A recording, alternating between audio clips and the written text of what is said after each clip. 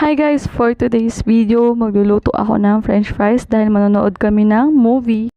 So itong french fries po pala ang aking lulutuin. I mean itong brand. Ayan, nagkulang po kami sa mantika kaya konti lang. And gabi na rin kaya hindi na rin kami makabili at sarado na ang tindahan. So ayan, after ko magpainit ng mantika, nilagay ko na yung french fries. And habang nagluluto ako, may nangungulit sa akin na gusto daw niya makita. So ayan, habang nag-aantay kami, naglambing-lambing muna kaming dalawa. Grabe, paborito niya tong french fries. Sino bang hindi?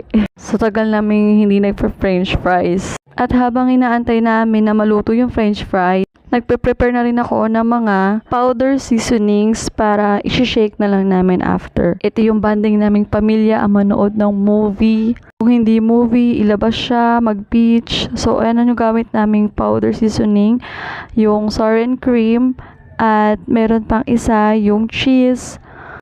Para dalawa yung flavor na nagawa namin dito sa french fries. At pinagsama ko lang sila sa isang lalagyan para hindi masyado madaming hugasan. Ayan, yung cheese na gamit namin na powder.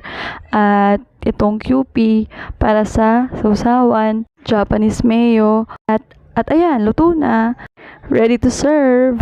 Ang masasabi ko lang sa seasoning, masarap din yung sour and cream. Sinusundo na ako ng isa. Ayan na po, excited na yung baby ko kumain ng french fries. At magsa-start na kaming manood ng movie. So, susunod na lang guys. Abangan nyo po yung mga susunod kong video. At ang papanoorin naming movie is Avengers. So, kita-kits ulit guys. Follow for more. Bye!